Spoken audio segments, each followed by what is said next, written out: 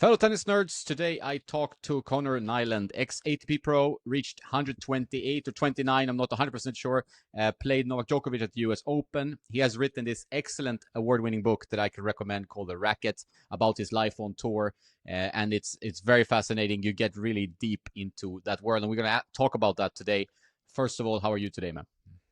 I'm great. I'm jealous of you in the sunshine. I was in Spain last week, and it's actually okay here in Dublin today. But yeah, I had a nice few days in Spain with the family, so it was nice to get some sunshine. But yeah, I'm doing good. Nice to be on here. So what prompted you to write the book? How did you get that idea in your head after like a long career of just kind of playing tennis and trying to make the most of that?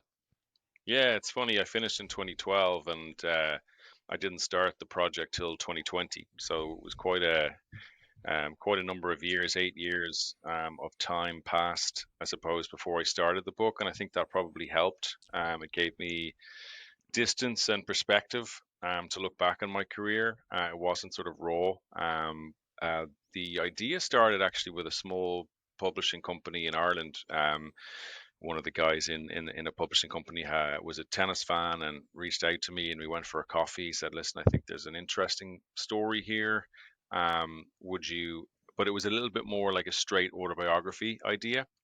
And at the time, we just had our first child, and I was doing a master's and just really busy, and I couldn't commit to it. And then about 3 years, 3 years later, COVID happened. I had a little bit more time, and I started to write. I wrote a little article actually for a kind of a website, and it grew from there. One page became 10 pages, became 50 pages, and I showed it to some people who thought it was, really interesting and really good. And then I got a meeting with Penguin, obviously the biggest publishing company around, and they said, we really, really like this. But let's make it a little bit more about the tour and a little bit less specific autobiography of me, which made obviously a lot of sense. So you're you're seeing the tour through my eyes, but it's not like the tennis story of Conor Niland. It obviously becomes that a little bit in terms of you're following my journey, but it's not,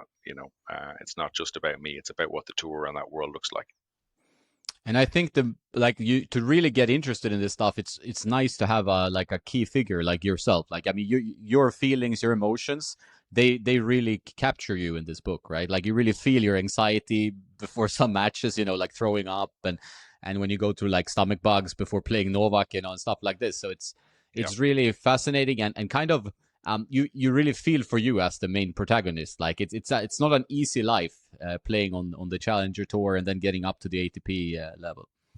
Yeah, you absolutely live in, even though I say it's not my autobiography, you absolutely live in my head for quite a lot of the book. But I guess I'm a representative of a challenger player, I guess is the best way to describe it. So, and again, a book gives you the time to really explore that and how I feel in a way that even a podcast, you can obviously get to a certain level of depth, but I think in the book you can really live with me in my deepest thoughts. And I go through the Wimbledon match when I qualify for Wimbledon, and go through that match and that first round in an awful lot of detail, not quite point by point, but you get to really feel what it's like for a player and what's going on in their head when they're playing a match at Wimbledon or their biggest match they've ever played. Yeah, it was a great way to get to kind of explore what that player is going to feel like in certain matches, but also as they travel 30 weeks a year and try and figure out, am I getting into this tournament next week? Am I five on the list? Am I three on the list? Injuries, thinking about ranking, worrying about ranking, worrying about sponsorship deals, all the little things that you don't quite go on as a tennis fan, but maybe don't get to see it from the player's perspective. So I think it was a good opportunity to show that, and I think it's worked out obviously pretty well. People are really responding great to the book. Yeah, and it's we've seen some parts of like behind the scenes pro tour with this Netflix show Breakpoint, and that's kind of feels a bit more manufactured, although it's like, okay, they're in the hotel rooms and stuff, but it's like well produced. This feels more authentic, and I think it's kind of easier to relate to in a way, because like it's you don't have like four agents that are running around and doing deals, and you have to do like some travel management. And I think people don't really realize, like, even very, very good athletes like yourself, on that highest level of tennis, kind of, they have to do a lot of administration and things that are kind of, yeah, like you're a self-employed person, like, and you're only the company that you're trying to run. It must be kind of frustrating at times. Yeah, I mean, I think the Netflix documentary obviously focused on players who were well inside the top 50 for the most part, and even in the top 10. So for a start, you don't get to see the perspective of a guy who's trying to get into the biggest tournaments. So that had never kind of been explored or written. But as you say, you don't really get into the detail either in Netflix. Okay, they had some some interviews with the players in their hotel room after they took a loss, and of course they were disappointed, and discussing details with their team about how they could get better. But it wasn't really showing it at the granular level where you're going straight from the match to the laptop. It used to be that there was like the kind of an internet cafe, because obviously I played back in the 10, 15 years ago, and you're booking flights and you're sitting there still sweating in your t-shirts and shorts, and you don't know whether to book your flight for to return, or whether you're going to last a week or 2 days at the tournament. So it's like running a small business, to be honest, and a business that's kind of losing money a lot of the time too. And I had a sponsor for a couple of years after I finished college in the States, and I talk about feeling like that was almost like it felt like I was a charity case coming out of college. I'd been three in the country in the NCAA rankings, was obviously a very good player, and I go and join the pro tour, and I'm having to put my hand out for money, as opposed to every other sport where if you're at the very top of the NCAA rankings, you're getting a contract and a salary. And my actual career took a dip after I left college. I got free clothes, I had teammates, physios, coaches, hotels paid for when I was playing as an NCAA player, and I went on the pros, and I'm getting 7 hour taxis through Uzbekistan, and losing first round. So my lifestyle got worse when I went on the pro tour. So again, you get to really, yeah, experience that with me in the book, and kind of get under my skin a little bit. Yeah, so you played, then, as you mentioned, college tennis. Like, do you think that it's a good route for players that are unsure whether it's like, I mean, some are ultra talented or like really Yeah. spotted straight away and go straight onto the tour, but it seems like a more and more feasible route to go from college to pro, as we see it today. Yeah, I mean, I think it's stood the test of time. I think 10, 20 years ago, um, they were producing players, and we're still producing, and it's still producing players. Jacob Fernley has just gone straight to the top 100, come out of college about a year ago. There's a number of guys and girls who are doing it. Um, I do think my rule of thumb is, unless you're like really competing to be winning junior Grand Slams, at 17, 18, if you haven't got a Grand Slam win, final, semi-final, and singles under your belt, you should probably be considering um, college. You should certainly be thinking about it, because it's really competitive, and you're probably not, unless you're, as you say, exceptional, you're probably not going to be winning that many matches on the pro tour at 18, 19, 20 anyway. And you can still go to college and take the summer and play and still keep a decent ranking, and then go.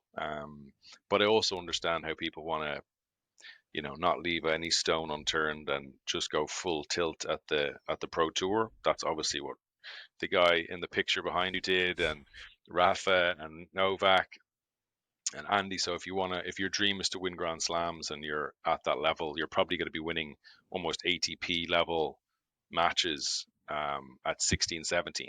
So that conversation never has to come in. But if there's any doubt, then yeah, college is a good route. But I think you have to be careful where you go as well, right? Because college in the States is a very big concept, but there's probably only a certain number of colleges where you can go there and actually improve, and the environment is conducive to you becoming a professional tennis player. Because There's lots of people in college who don't want to become professional athletes, and lots of distractions, and you can be having a lot of fun there as well. So you just gotta, yeah, be going to the right place too. When you wrote this book, like, there was, I mean, as you mentioned, quite a few years after you finished your career. Was it painful? Was it like, did you remember your career very fondly? I mean, you go into some detail, like you must have a very good memory or some notes or journaling down, because like you really, even like matches where you remember the points kind of. Yeah. How did you feel about like looking back on your career after writing this book? Yeah, so there were a couple of instances where I went back and watched video. So I went and back and watched the Wimbledon first round, went back and watched the Djokovic US Open match, a Challenger final against Jerzy Janowicz in Salzburg was on video. Went back and watched that. So there was a couple of matches that I was able to obviously draw on video footage. A lot of it was just memory, and a lot of people have said, you know how do you remember all that and the detail? I did I did keep some notes, but not extensive, and didn't actually rely on them that much. It's funny. I think because I was so kind of almost hyper aware of what was going on, I was so invested in my career. So much of it just is lodged like so clearly. So it wasn't easy, or wasn't difficult for me to remember what it felt like to practice with Andy Murray. I remember it really, really clearly, because it was a big deal. It was important to me. So there was lots of stuff I forgot, and that didn't make it into the book. But the stuff I remember was, yeah, it wasn't difficult for me to recall. But that didn't. And when you say was writing the book painful, I know you mean, where was it bringing up tough memories and emotion, um, a little bit. But I would use the word painful in terms of how hard it was to to create a book. And again, any book, there's a team involved, and I had a great publisher, and I worked a little bit with an Irish journalist as well to help on some pieces, just to take a little bit of pressure off. But the actual act of putting your thoughts down, making it readable, making it all make sense, having a clear beginning, middle, and an end was hard work. Um, and obviously fact checking, and you know what was the score, who did I play, all that stuff. Yeah, it was a lot of work, and it took, as I say, 3.5 years. Not every day working on it, but thinking about it all the time. And yeah, I think actually it helped. It helped me move on. I think the Wimbledon loss, I say in the book that I think about that match every day, more or less. And it's funny, since I've written the book, I haven't thought about it as much. I think writing the book has been a real real therapy for me. So that's been really a real positive. Yeah, I can imagine like just writing things down is usually like a very good kind of mental training for you, right? To deal with things. Is this kind of like light a fire that you want to write more things, or like go into more books or way of other kinds, or more tennis? Yeah, yeah, a little bit. Yeah, I think I would love to try again, to do something. I haven't a specific project in mind. I'm not working on anything at the moment, but yeah, like I studied, my major was in English at Berkeley, where I went to university. Um, and yeah, I definitely would. What that looks like, I don't know. Will it ever happen? I don't know. To be honest, most of the time I was writing this book, I didn't think it was ever necessarily going to get finished and get into bookshops and all that. So, but yeah, I really, um, again, enjoy is a little bit of a maybe too simple a word, but I got a huge amount out of it, and obviously it's been really fun, to speak about the book and get so many great messages from people. So I would love to at least try and write another one. But it probably won't be about tennis. I think I've said all I need to say about tennis. But yeah, but wait and see. But yeah, I think it has given me a little bit of a taste for it, and I'd like to try it again. But we'll see. And when you looked back at your career, was there anything that stood out to you, like, okay, I wish I did this differently or approached this differently, or do you think that's a kind of negative way of looking back? It's done. It was the way it was, you know. Yeah. Yeah, it's funny. Like I think I talk about it. I say I don't think I maxed out my ability. My highest ranking 129 in the world.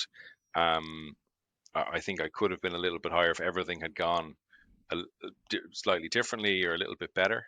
But it could have gone a lot worse as well. And you play an awful lot of junior tournaments. Around the place growing up, and most of them don't get to, most of those players don't get to play the biggest tournaments. So it could have gotten worse. There's one big turning point in the book where I spend 2 weeks at the Bollettieri Tennis Academy in the late 90s training, and in the space of 2 weeks I trained with the Williams sisters. I hit with Peter Korda, Andy Roddick, and at the end of the 2 weeks, they said, "Listen." It was in the summer. They said, "Listen, would you be interested in maybe coming back in September?" And myself and the guy I was there with, Stephen Nugent, we both sort of just didn't take up on it. Went back to Ireland and sort of carried on. And in the space of those 2 weeks, I'd had this incredible experience, but I don't think I realized at the time how beneficial it might have been to be based at a tennis academy and training 4 hours a day in the heat with some of the best players in the world. I know that sounds strange to think, how did he not understand that at the time? But I didn't, and it also felt like a long way away.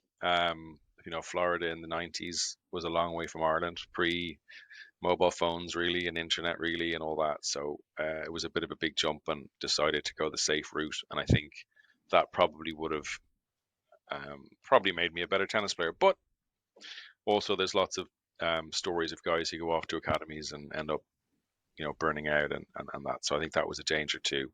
So yeah, I definitely think that was a bit of a crossroads. And I call it in the book the horrifying gamble of a tennis player, because sometimes that conversation is happening at the age of 10, 11, or 12.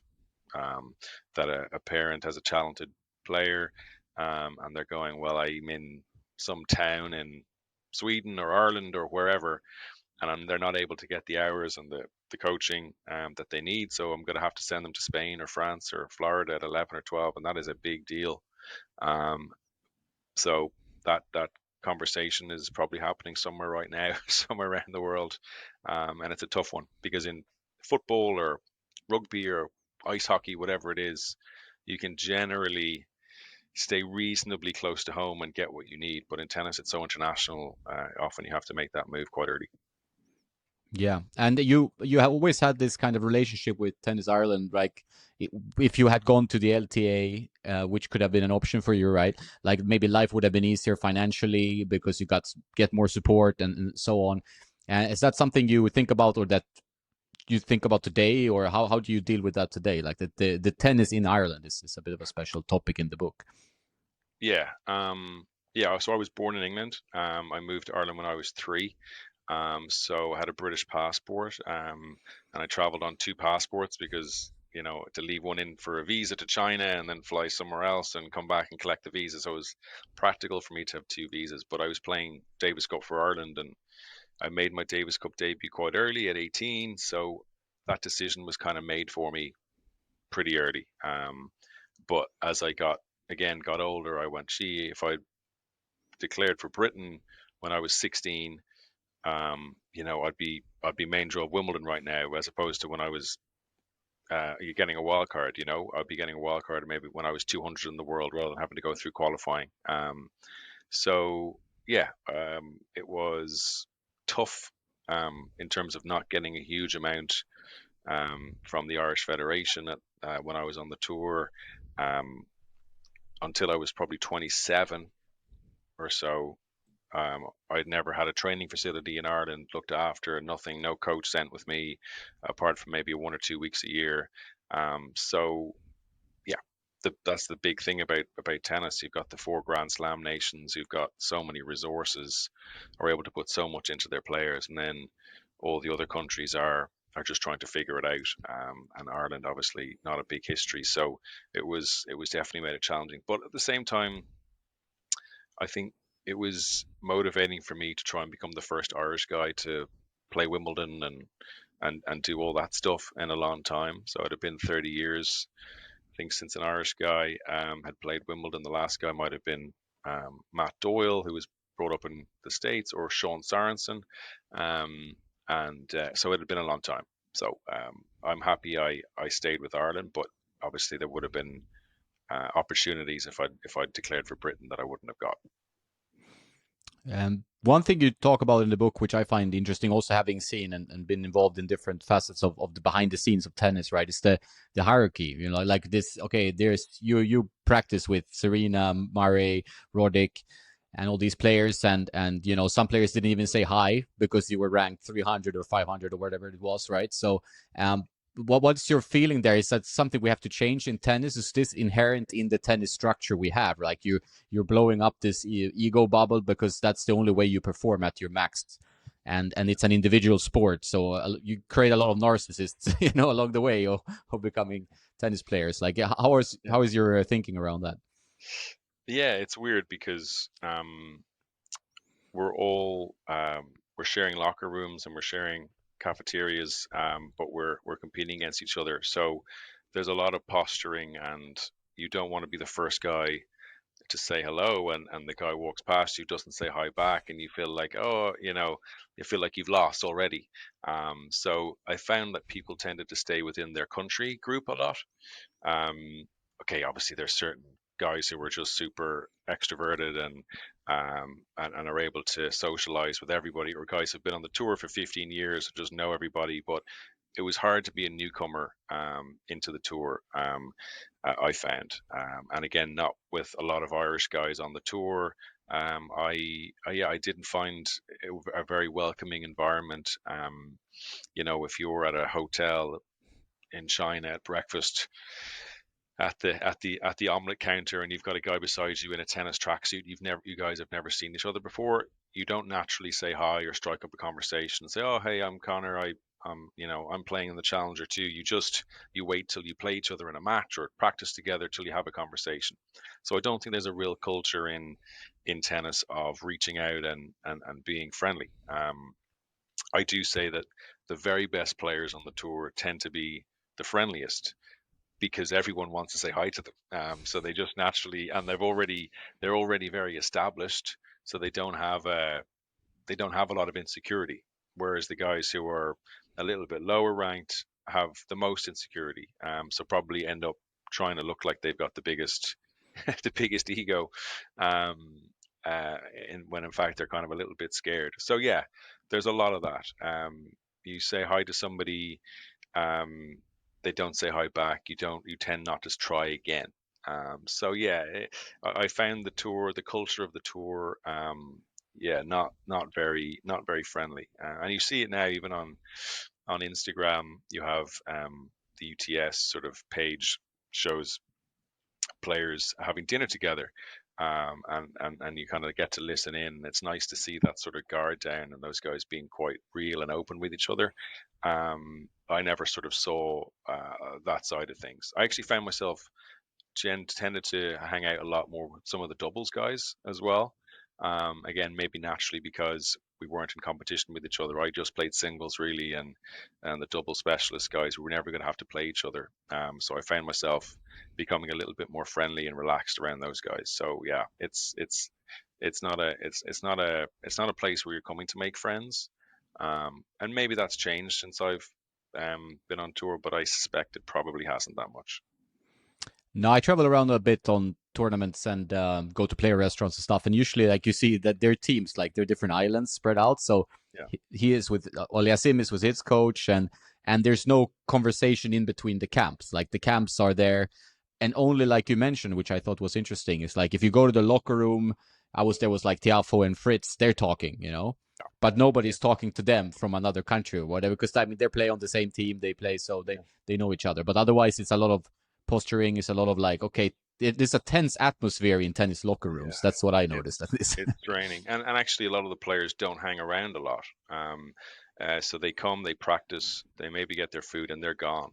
Um, they don't, because it is draining. Because and like if you walk past a guy in the locker room and you're playing him tomorrow, like, do you make eye contact? Do you say hi? How friendly should we be? Do we have a conversation for 10 seconds, for 30 seconds? Not at all. So it's like, it's say all these little social contacts are quite tiring, and it's interesting to hear you say that that is still happening. And also, um, these guys, like, at the very top of the game, they're playing almost exactly the same schedule. They're certainly seeing each other every couple of weeks. Certainly the guys playing the Masters series, whereas it's even more pronounced at say the Challenger level or the lower end of the top 100, where you could play, okay, maybe play Australia, Roland Garros, qualies, but between that you might be playing a tour in the US or Asia or Europe, and you don't see guys for a long time. So, yeah, it's hard to sort of strike up friendships, and yeah, it's hard to know how to change that, to be honest. But yeah, it's quite a self it's a place of self preservation. Yeah, 100%. I think like in some cases for the top guys, like Laver Cup has opened up a little bit of that because they're on the same team, but that we're talking about really top guys, right? So I've been to the Laver Cup when behind the scenes that the guys are, feeling like a bit of a team vibe, even if they don't Yeah. maybe love each other. So they're trying it a little bit, but on the lower levels, like slightly lower, like 50, 100, I think it still is a bit like what you describe in the book, which is very interesting to see, and also get someone who's experienced it. Like you go on a practice court. That was one of the scenes that really resonated with me. And then the guy doesn't even say hi, which is Yeah. it's like in my head it's psychopathic behavior, but it's just like the pecking order of that they're trying to kind of preserve. Like we're enemies at some point, So Yeah, I know. I also think it's so hard to get out of the futures and the challenger world. And then once you get to the top of the game, let's call that the top 50, you don't want to go back, and so you don't. You know, am I going to go out of my way to make friends with some Irish guy who's 160 in the world? What's it going to do for me? And I don't want to. I don't want to be hanging out with challenger guys, and that mentality to come back. I've worked really hard to get away from that. So I don't want to necessarily go back there. And yeah, it's funny because like the difference between a player who's 40 in the world and 140 in the world, you actually have so much in common. Like you're so similar in terms of what the life you've led to get to this point. The actual level you're at in terms of tennis is actually so similar. But when you're in the tennis world, 40 in the world, 140, it's like you guys are worlds apart. Like this, you guys have nothing in common. This guy's a champion and you're, a challenger. Um, and it's funny because you'd actually have so much to talk about. You've had such similar lives and such unique lives as tennis kind of prodigies in a way since you were 5 or 6 years old.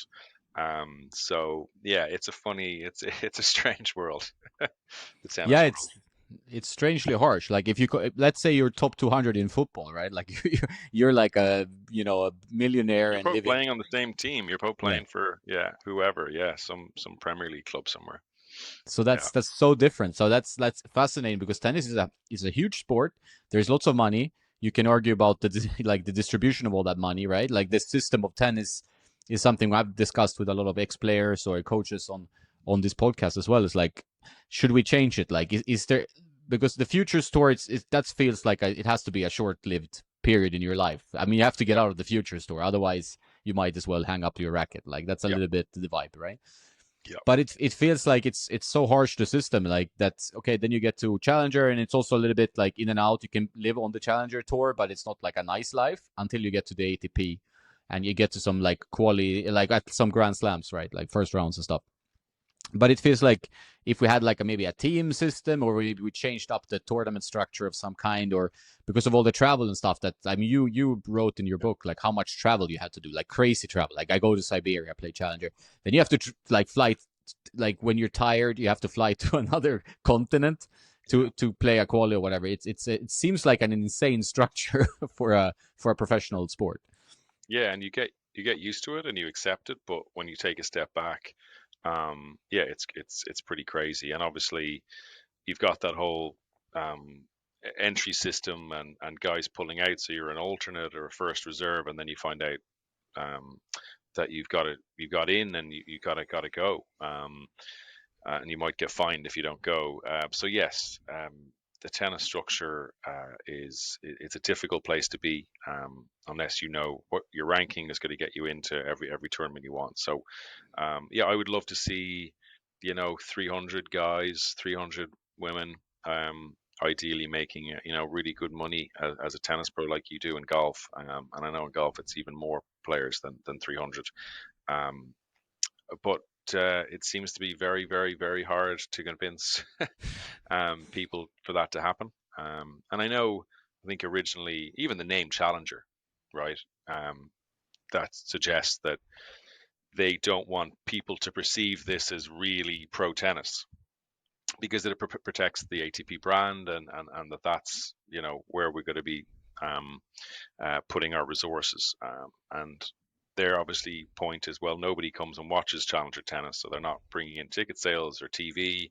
So how can we pay you guys the same? But I think a really healthy group of players between 100 and 300 is going to make the whole tour. I think a lot better and a lot healthier. And I think we're denying a lot of talent coming through in our sport um, by by making it such a small pool of players that are able to kind of enjoy professional tennis, let alone make an awful lot of money out of it. So yeah, it's we've still got a long way to go. Yeah, I've noticed like if you go to challenger events, I mean, obviously the tennis level is fantastic. Like the players are incredible athletes, some great rallies, great entertainment. The issue mainly I see from my point of view, like is the marketing. Like there's no marketing. They don't talk about this tournament existing hardly in that local place. Like so, Yeah, if you have a local challenger, like it's great entertainment, but if you don't do any marketing, maybe the name, as you said, I think that's a great point. Like challenger, like they could just call it like ATP 75 or ATP 50 or whatever. This the prize money ATP exactly. 100. The prize money is I think that would make a big difference, and to the players too, because they have the WTA 125s for the last few years, which I think really were it nearly it fools me nearly. Never mind the general public. This is a serious tournament, which it obviously is. But if you present it as a sub tier, it's literally in the name. You were watching a substandard product here, guys. Just to let you know. Just to remind you, it's the Challenger Tour.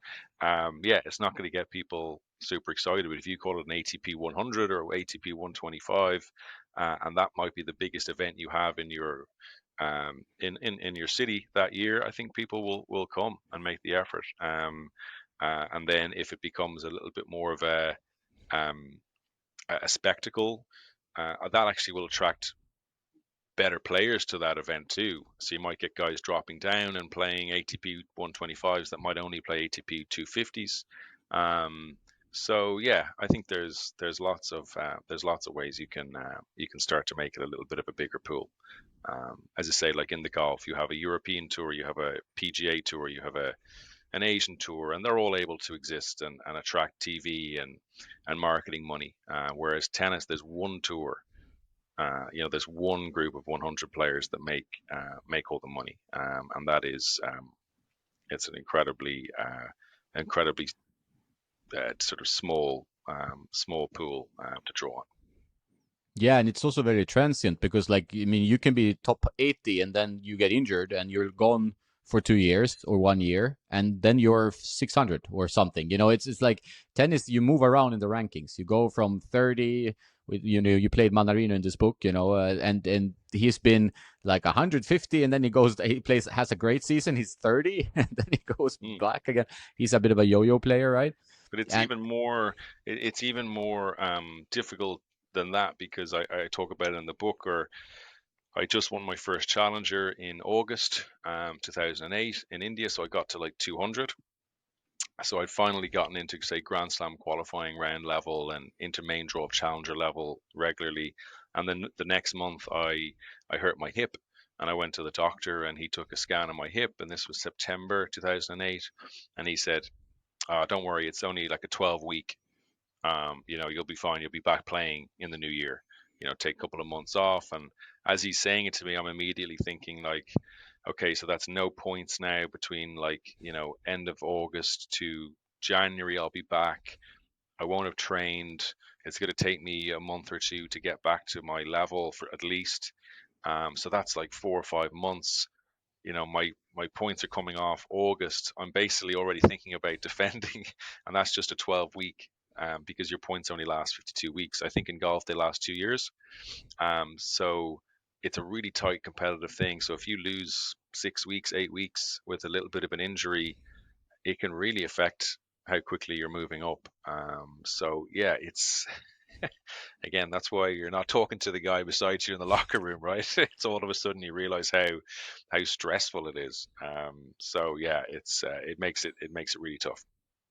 Yeah, and you're right about that. Like how you check the rankings, like on your laptop, you're like, okay, I can wait to check the rankings if you have a good week, But then, Yeah. like, if there's injury or a letdown, like, oh no, I'm dropping again, and then you have to qualify to tournaments you didn't before have to qualify because of the draw and the seating and so on. So it's a tough one where you're living like on your number. It's like you're a number in tennis very much. It seems like than in many other Yeah, sports. and your highest ranking is so important to you. My highest ranking 129. Again, always talking about the book, but in the book I say like if I see a clock in the corner and it says 129, I'm like, oh, 129. That's why it's always there and always will be, because it was so important to you. It so defines who you are, and if you're talking to somebody 10, 20 years after you retire, and they were involved in tennis and they ask you what your ranking was, you tell them whatever the number is, and that's they go, oh, okay, that was your level. So it's very much, it stays with you. And yeah, so it's yeah, it gets very, very personal. Yeah, it does. How close do you stay connected to tennis these days? Like, do you play like every day? Do you keep up, watch a lot of tennis? What's your involvement? Yeah, so I am Davis Cup non-playing captain for Ireland. So we do 2 weeks a year. So we beat Saudi Arabia in February, and we play China at home in September. So yeah, it's nice. It's not my full-time job at all. I'm in commercial real estate now, but I'm obviously able to do a couple of training camps with the guys and a couple of weeks, but we don't have the budget for me to be full time. So it's nice, and my kids play a little bit now. I hit maybe once a week or something, but no competitive stuff anymore. So still involved, still love it. Yes, absolutely, still watch tennis. Have my criticisms and wish for the better for tennis, but don't hate tennis or anything. I want it to keep improving and keep getting better, and I think it can. I think it will. And I think my story will, yeah, show that the human side of the guys who are lower down the ranking, and showing um, that they really feel the pressures, that I guess we talk about in very general terms when we talk about how tough the tour is. So yeah, still involved, but kind of more from a distance and a little bit more part time. Would you be interested in going into some kind of tennis politics role, like getting a ATP job or something to change the organization or the way the tennis works from inside, or the ITF or ATP or WTA? I'm. I mean, I'm living in Dublin. I'm in Ireland. That would probably involve, a move. And so no, I wouldn't say that's something that interests me that much. The tennis politics. But I think talking about this, I think the book will hopefully help. But yes, I think that world is. I don't know how much change you can affect actually, working at an ITF. They're such big organizations. So no, not particularly. But happy to talk about it, and hopefully kind of get the conversation going. And the PTPA thing is very interesting at the moment. So it'll be interesting to see how that sort of plays out over the next year or so. Yeah, there's some stuff going on in tennis, and I think we who love the sport involved in it in some way, like we want some change, but we want, it doesn't have to be super drastic. At least you see some progress, at least some changes that addresses some of the issues that the sport has, right? Because everybody loves tennis, wants the best, but you feel like all the money lands in one space in all the time. That's a bit of an issue. Yeah, and we've been talking about it now for 10, 20 years at least. So I think the um, the people in charge kind of know, and I know the ATP have brought in this kind of minimum salary. So they're certainly making moves to show that they're hearing the message. Um, Obviously, the PTPA thing has now become something legal. Um, they've filed they're suing, right? Yep. So that is something that they have to now deal with. I'm not a lawyer. I don't know exactly the ins and outs of it, but it's obviously enough. There's enough people out there who have a problem with how things are done, and I think everybody can see that there's too much money at the top of the game for there not to be some sort of better provision for players who are a little bit lower ranked. Your very top players are making, you know, hundreds and hundreds of millions, and the tournaments and the Grand Slams are making huge amounts of money, and supporting huge networks of staff as well. And then, but you can only have 100 tennis players. I think just common sense. Everybody knows that isn't quite right. It's just about how to find the mechanism to get a little bit more money to the players. And as I say, we're not looking for 1,000 players here to be all on crazy money. But if we can just tighten it a little bit, I think the problem will. I think that'll start to go away, because I don't think it's been addressed to now, and the problem hasn't gone away yet. So until it does, I think there'll always be this tension.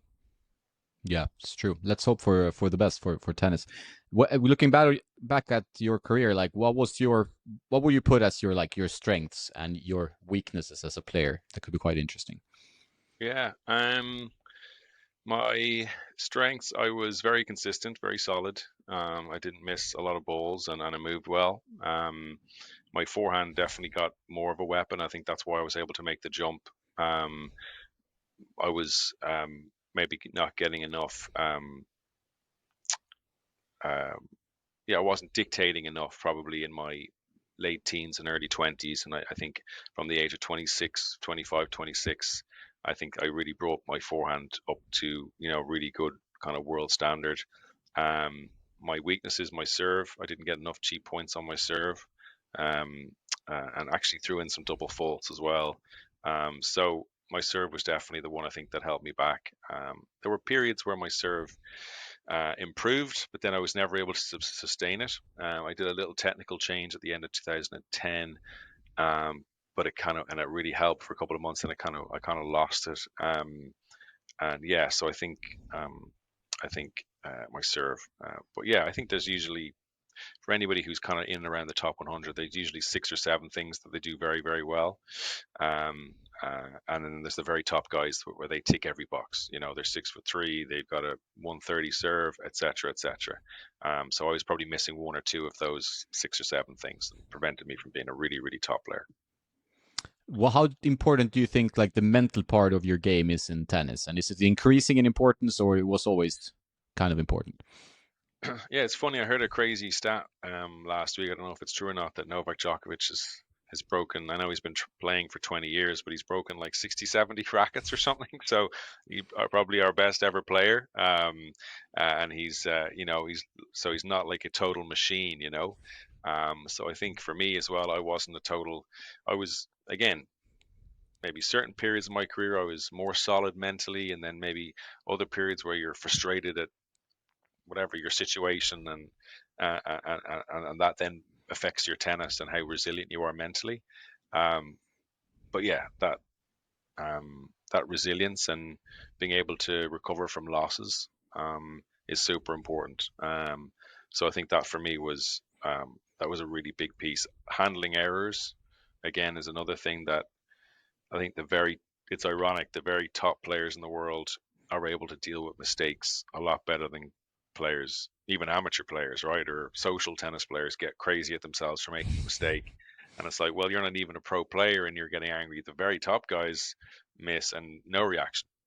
So I think I did a better job as I went through my career at being a little bit more beyond Borg about mistakes.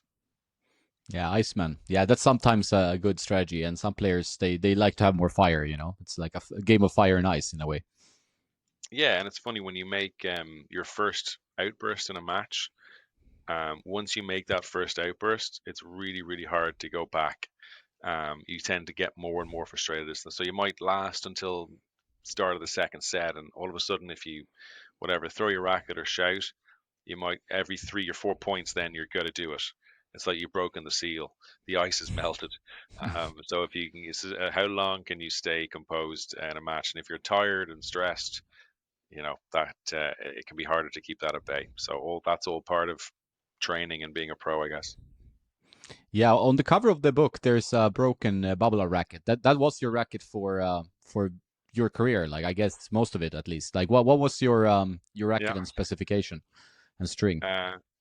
Yes, yeah, exactly. That was funny actually. The publisher sent me a photo of their original cover, and it was like this racket that you would find, in your grandparents' house, under the stairs, like this huge head. It was like something, an older person playing club tennis. And I was like, guys, that's not a pro racket. Here's my racket. And they went and smashed my racket. Actually, that wasn't a racket I had smashed, for the photo. So I was never a tennis nerd on that stuff. I was, if it was the kind of the latest Babolat. I was with Babolat for my last few years on tour, and I was able to get rackets through them. So I can't even remember the name of my Babolat, but it's the one you see on the cover. And I was RPM Blast. My tension was really tight, actually. I used too tight. I used to go like 59, 60 pounds. Um, I would sometimes go down to maybe 55. Would have been my absolute lowest. I think I might have been at 61 or 62 a little bit.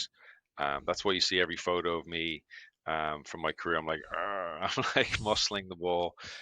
So I probably would have maybe, in hindsight, tried. I never even practiced for an hour with a 50 or a 40. I should have probably done a little bit more experimenting. And then I was like 350 grams, I think. So I went and got them customized again. My last couple of years on tour, I always just took the factory setting racket and strung it and played even till my mid 20s, and then I started to get it customized, and felt really nice actually. That weight and balance really worked for me. So I think it's about 345, 350 grams in the end. Nice. Yeah, it's some racket nerds are listening, of course, but also many aspiring younger players. So it's good to get some advice from such a pro, and it's a great racket. I think it's the Pure Storm tour. Being For a sure. nerd, Yeah, nerd, exactly. yeah. Yeah, Uh, exactly. I never, yeah, I used a few different brands, Yon X when I was in college, and I was Wilson a little bit, and the Babolat I always felt like, yeah, it kind of worked for me. I felt like I got a little bit extra pace for whatever reason at that time. I don't know if things have changed, but yeah, I was never hugely into the equipment thing. I think I should have been a little bit more actually. Um, and I think Manarino might be the lowest in terms of string tension, I believe. I see something in the 20s, maybe pounds. I don't know, yeah, something yeah, crazy. 22, 20. I mean, sometimes 25, but he has gone down to 22. I think. Yeah. The next time I get my racket strung, I'm gonna ask the guy to do it at 25 and see how it feels. But yeah, I just was like, oh well, if the tighter I string it, the less mistakes I'm gonna make. That was honestly my mentality. And also I was playing. I grew up in Ireland, obviously, where the temperature is never more than like 12 degrees. Um, I'm having to muscle the ball all the time. So then when I went to play in the States or somewhere hot, I felt like the ball was really traveling on me. So I felt like if I went with a tighter tension, it was going to bring me a little bit back to my own, um, um, what my comfort level was, growing up almost in terms of the climate I was playing in. So I think that maybe played into it a little bit too. Yeah, it's a generation. I mean, it's a change a little bit from generations. Like we're seeing now, tensions are dropping overall, and some players, like even top 20 players, like down to 44 pounds, 48. Those all are down. But there's still guys like Sinner who like 60 pounds. Like he's still up there, right? He is Because the way 60. he's, Right. yeah. So Okay. it's I not didn't know that. unheard of. Interesting. Yeah, and I wonder. Obviously the string changed. I remember the first time I used, Lexilon Big Banger, and I just felt like it was such a big difference from I'd been using like synthetic gut.